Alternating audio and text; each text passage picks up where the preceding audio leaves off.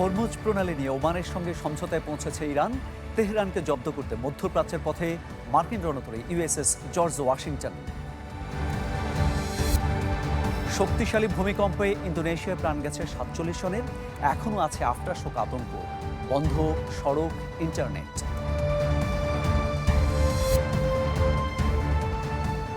আমন্ত্রণ world news টুডেতে। আপনাদের সাথে আছি মামুন উর রশিদ।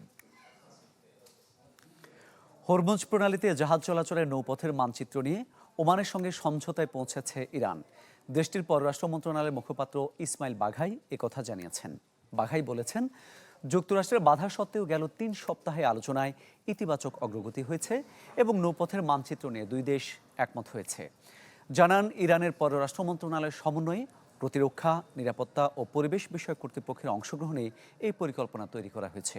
দাবি করেন, ইরান ওমানের এই সমঝোতা দুই উপকূলীয় দেশের একটি স্বাধীন চুক্তি, যার লক্ষ্য হরমুজ প্রণালীর মধ্য দিয়ে জাহাজের নিরাপদ চলাচল নিশ্চিত করা এবং দুই দেশের সার্বভৌমত্ব অক্ষুণ্ণ রাখা।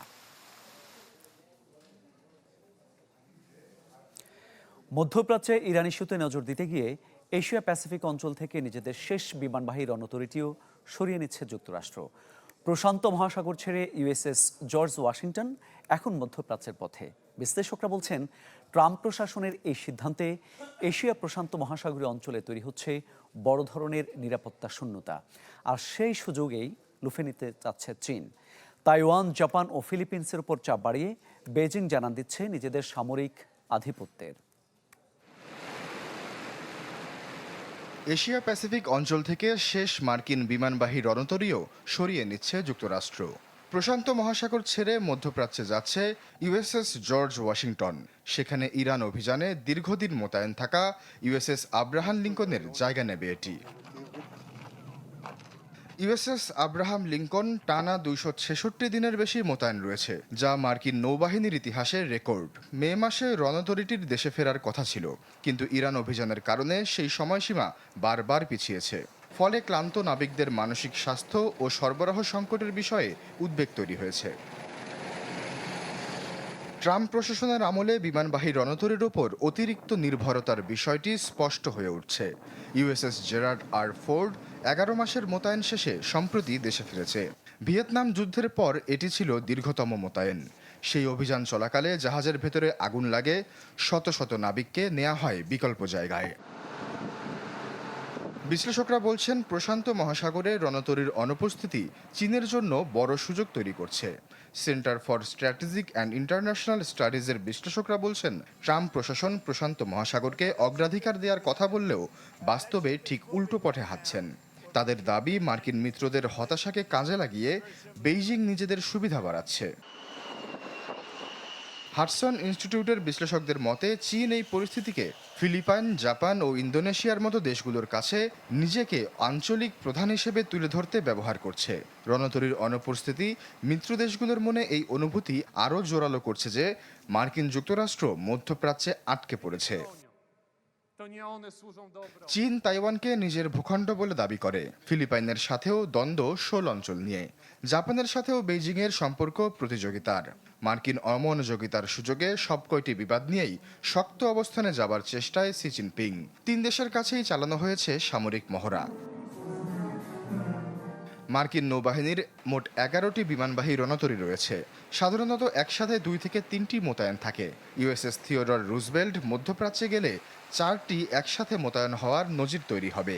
তবে বিশ্লেষকরা সতর্ক করেছেন, এত বেশি ব্যবহারের ফলে রণতরীগুলোর রক্ষণাবেক্ষণে বড় জট তৈরি হতে পারে। দেশে মাত্র 2টি শিপইয়ার্ড এই বিশাল যুদ্ধজাহাজগুলো রক্ষণাবেক্ষণের সক্ষমতা রাখে। আশ্বাস চৌধুরী, চ্যানেল 24। ইসরায়েলি হামলায় শনিবার দক্ষিণ লেবাননে অন্তত 11 জন নিহত হয়েছেন।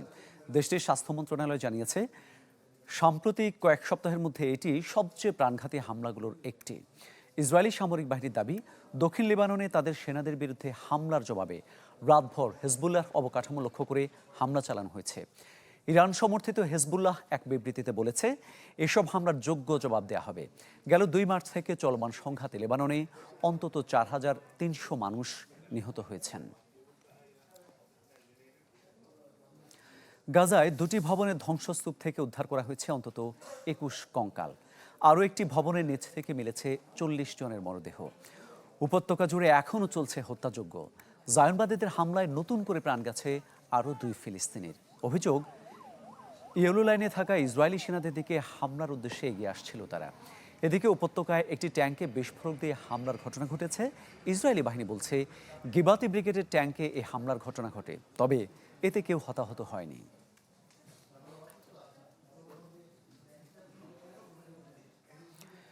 ইন্দোনেশিয়ায় 7.7 মাত্রা ভূমিকম্পে এখন পর্যন্ত 47 জনের প্রাণহানির খবর পাওয়া গেছে। নিহতের সংখ্যা আরও বাড়তে পারে। ভূমিকম্পের উৎপত্তিস্থলের আশপাশের এলাকাগুলোতে ব্যাপক ক্ষয়ক্ষতির তথ্য মিলেছে। বিচ্ছিন্ন হয়ে গেছে সড়ক ও মোবাইল যোগাযোগ। ফলে সবচেয়ে বেশি ক্ষতিগ্রস্ত এলাকাগুলোতে এখনও পৌঁছাতে পারেনি উদ্ধারকারীরা। শক্তিশালী ভূমিকম্পে বিপর্যস্ত ইন্দোনেশিয়া। শনিবার ভোর 4:58 দেশটির পূর্বাঞ্চলে 7.7 মাত্রার এই ভূমিকম্প আঘাত হানে। ভূমিকম্পটি ভূপৃষ্ঠের 15 কিলোমিটার গভীরে সৃষ্টি হয়। পরবর্তী কয়েক ঘন্টায় বেশ কয়েকটি আফটারশক অনুভূত হয় বলে জানিয়েছে দেশটির জাতীয় দুর্যোগ ব্যবস্থাপনা সংস্থা। ভূমিকম্পের উৎপত্তিস্থলের সবচেয়ে কাছের এলাকা নাগেকাও। সেখানে এখনও পৌঁছাতে পারেনি উদ্ধারকারী দল। ভূমিধসের কারণে অনেক রাস্তাঘাট বন্ধ হয়ে গেছে। ব্যাহত হচ্ছে মোবাইল যোগাযোগ ব্যবস্থাও। সড়ক পথে ব্যর্থ হয়ে উদ্ধারকারীরা ফেরিতে করে সেখানে যাওয়ার চেষ্টা চালাচ্ছেন। নাগেকাও এলাকা থেকে সরিয়ে নেওয়া হয়েছে প্রায় 2000 বাসিন্দাকে। সেখানে বিদ্যুৎ সংযোগ বিচ্ছিন্ন, রাস্তায় তৈরি হয়েছে তীব্র যানজট। ঘরবাড়ি ও সরকারি ভবনেও ব্যাপক ক্ষয়ক্ষতির চিত্র। ফ্লোরেস দ্বীপের প্রধান শহর মাউমেরেতেও ব্যাপক ধ্বংসযজ্ঞ। এই বন্দর নগরীতে হতাহতের সংখ্যা সবচেয়ে বেশি। এরই মধ্যে ধসে পড়া ভবনের নিচে আটকে পড়াদের খুঁজছেন উদ্ধারকারীরা। ইস্ট ও ওয়েস্ট নুসা টেঙ্গারা এবং সাউথ সুলাওয়েসিতে অনুভূত হয় তীব্র কাঁপুনি, যা এতই তীব্র ছিল যে অনেকেই ভয় পাচ্ছেন বাড়ি ফিরতে। ভূমিকম্পের পর সাগরে দেখা দেয় সুনামি। ঢেউয়ের উচ্চতা 1 মিটারের কিছু কম, তবে 3 ঘন্টা পর সমুদ্র শান্ত হলে তুলে নেওয়া হয় সতর্কতা। প্রাথমিক হিসাবে এ পর্যন্ত ইন্দোনেশিয়ায় ক্ষতিগ্রস্ত অঞ্চলগুলোয় সম্পূর্ণ ধসে পড়েছে 157টি ঘরবাড়ি, আংশিক ক্ষতিগ্রস্ত আরও 2 শতাধিক। পাশাপাশি 87টি স্কুল, 18টি হাসপাতাল, 5টি উপাসনালয় এবং 6টি সরকারি ভবনেও দেখা মেলে ক্ষতির চিত্র। প্রশান্ত মহাসাগরীয় রিং অফ ফায়ার অঞ্চলে অবস্থিত ইন্দোনেশিয়া। এখানে টেকটনিক প্লেটের সংঘর্ষের কারণে ঘন ঘন ভূমিকম্প ও অগ্ন্যুৎপাত হয়। 1992 সালেও এই এলাকায় 7.5 মাত্রার ভূমিকম্পে ব্যাপক ক্ষয়ক্ষতি হয়েছিল। আর 2018 সালে সুলাওয়েসি দ্বীপে ভূমিকম্প ও সুনামিতে 4000-এর বেশি মানুষের মৃত্যু হয়। আশ্বাস চৌধুরী, চ্যানেল 24। 100 বছরের মধ্যে সবচেয়ে ভয়াবহ তাপদাহের সাক্ষী ইউরোপের দেশগুলো। পরিস্থিতি আরও অসহনীয় করে তুলেছে দেশে দেশে ছড়িয়ে পড়া দাবানল। গেল কয়েকদিনে জার্মানির অনেক অঞ্চলে তাপমাত্রা 38 ডিগ্রি সেলসিয়াস থেকে 42 ডিগ্রি পর্যন্ত রেকর্ড করা হয়েছে। দেশটির পশ্চিমাঞ্চল আইফেলে হুটেনগেনবার্ডে ছড়িয়ে পড়েছে দাবানল। দাবানল ও তাপদাহে বিপর্যস্ত ফ্রান্স, পর্তুগাল, ক্রোয়েশিয়া সহ বেশ কয়েকটি দেশ। বিশ্ব আবহাওয়া সংস্থা জানিয়েছে, এবছর প্রচণ্ড তাপপ্রবাহের কারণে ইউরোপে 15 কোটিরও বেশি মানুষ ক্ষতিগ্রস্ত। জলবায়ু পরিবর্তনের কারণে ভবিষ্যতে এই অঞ্চলে ঘন ঘন আঘাত হানবে দাবানল, এমনটাই বলছেন আবহাওয়াবিদরা। দর্শক, তাপদাহ ও দাবানলের সবশেষ পরিস্থিতি জানাতে চাই আপনাদের। ফ্রান্স থেকে যুক্ত হচ্ছেন সহকর্মী আহসান হাবিব। হাবিব, ফ্রান্সের তাপদাহ পরিস্থিতি কেমন আমাদের জানাবেন?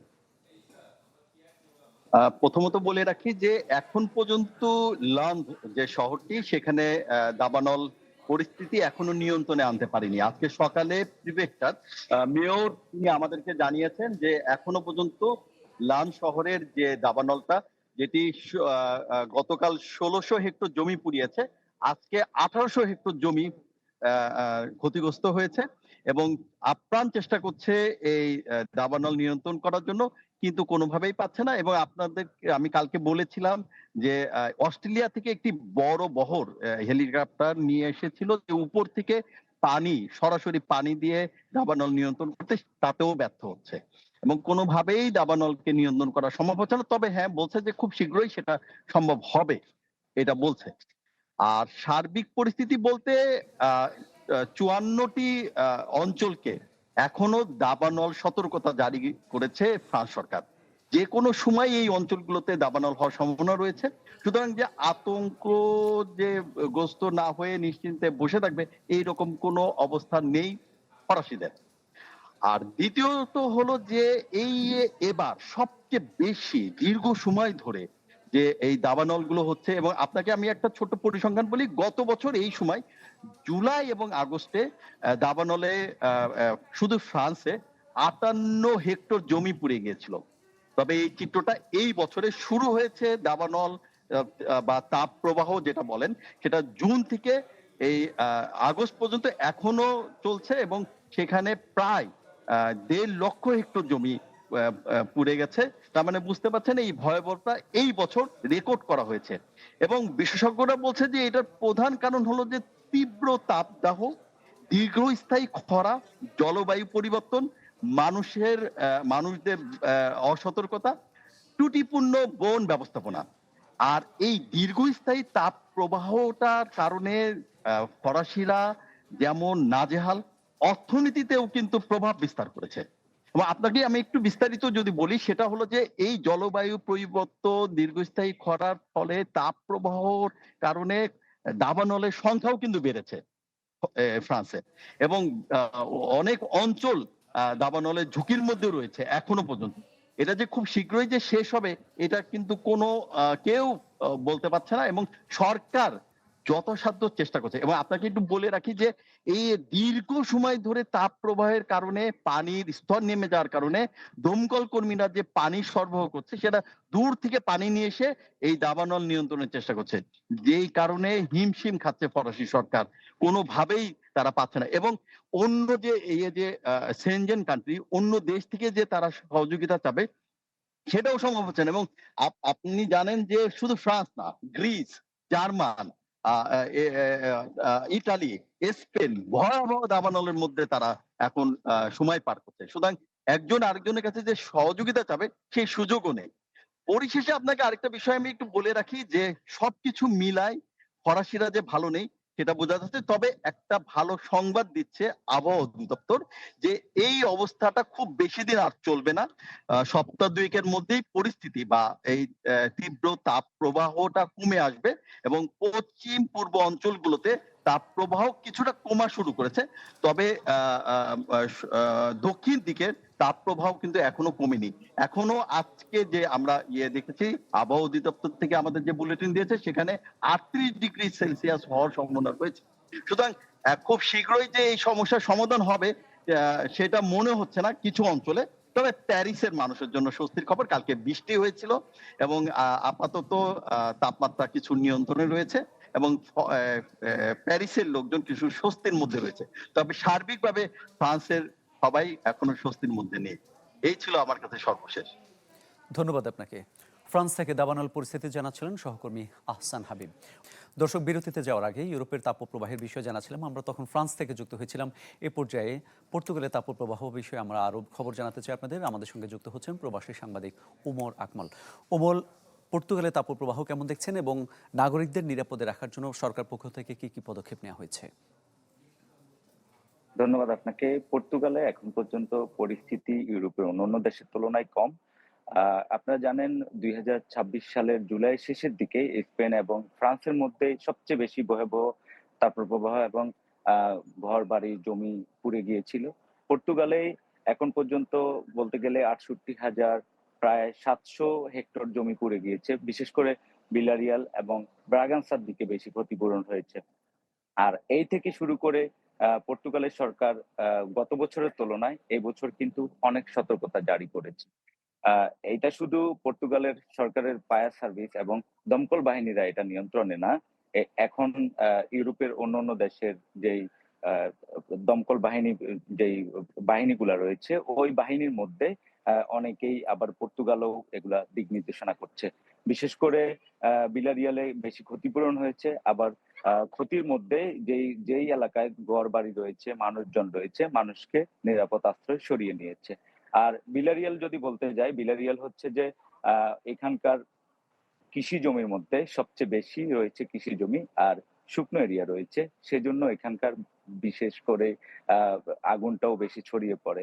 আর ২০১৬ সালের পরে ইউরোপীয় ইউনিয়নের যে পর্তুগাল রয়েছে, পর্তুগালে কিন্তু সবচেয়ে বেশি ক্ষতিপূরণ হয়েছে। বিশেষ করে আবাদি জমি রয়েছে যেগুলা, কৃষি জমি, সেগুলাতে ক্ষতিপূরণ হয়েছে। আর পর্তুগাল সরকার গত বছরের তুলনায় এবছর সবচেয়ে বেশি নিরাপদ রয়েছে এবং পর্তুগাল সরকার কিন্তু যদি জরুরি মোকাবেলা করতে হয় সেই জন্য স্পেন এবং মরক্কোকে আগে থেকেই জানিয়ে দিয়েছে যদি কোনো ধরনের বেশি ক্ষতিগ্রস্ত হতে যায় তখন স্পেন এবং মরক্কোর সহায়তা চেয়েছে।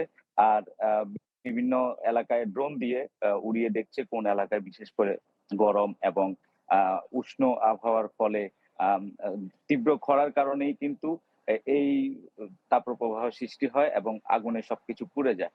আর আজকের যদি তাপমাত্রার কথা বলি, আজকে এখন পর্যন্ত বর্তমানে প্রায় ৩১ ডিগ্রি চলছে। আর রাতের বেলাও কিন্তু আপনার মোটামুটি ২৭ থেকে ২৮ ডিগ্রির মতো থাকে। আর আজকে আমি এখন রয়েছি বর্তমানে পর্তুতে। পর্তুতেও কিন্তু ৩১ এর মতো। আর পর্তুর আশেপাশে যেগুলা রয়েছে, পর্তুর আশেপাশেই কিন্তু বিলারিয়াল, ব্রাগান্সা এবং ভিজিও এলাকা।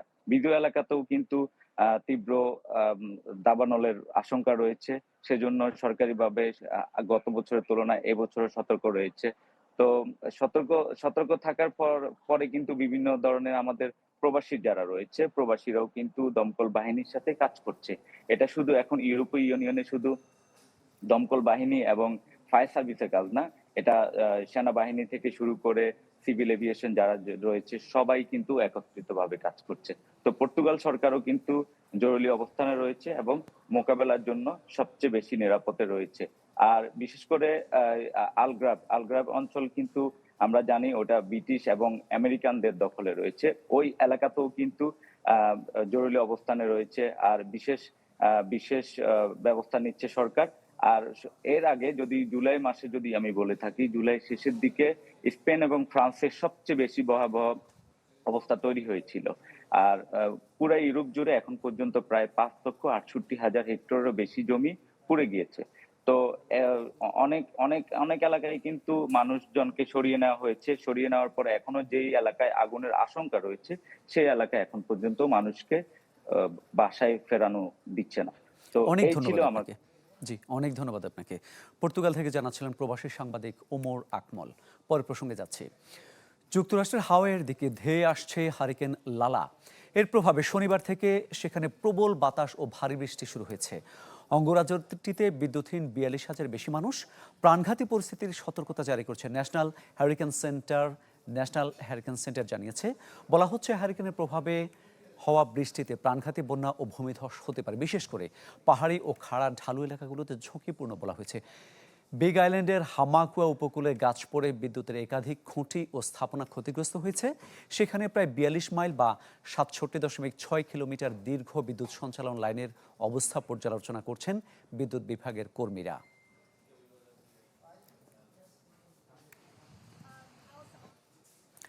কৃষ্ণসাগরে বেসামরিক লক্ষ্যবস্তুতে হামলা বন্ধ রাখতে রাশিয়ার কাছে একটি প্রস্তাব পাঠিয়েছে ইউক্রেন। প্রস্তাব অনুযায়ী ইউক্রেন ও রাশিয়া উভয় পক্ষই কৃষ্ণসাগরে বেসামরিক লক্ষ্যবস্তুতে হামলা বন্ধ রাখবে। ওই অঞ্চলে জাহাজ ও বন্দরে একের পর এক হামলার ঘটনায় বৈশ্বিক খাদ্য সরবরাহ নিয়ে উদ্বেগ বৃদ্ধি পাওয়ার পর কিয়েভ এই উদ্যোগ নিয়েছে। বিষয়টি সম্পর্কে অবগত একটি সূত্র রয়টার্সকে জানায়, তৃতীয় একটি পক্ষের মাধ্যমে রাশিয়ার কাছে এই প্রস্তাব পাঠানো হয়েছে। মস্কোর জবাবের অপেক্ষায় আছে কিয়েভ। রাশিয়া ও ইউক্রেন বিশ্বের শীর্ষ ২ কৃষিপণ্য উৎপাদক ও রপ্তানিকারক। সম্প্রতি এমন পণ্য রপ্তানিতে ব্যবহৃত জাহাজে হামলা বেড়েছে।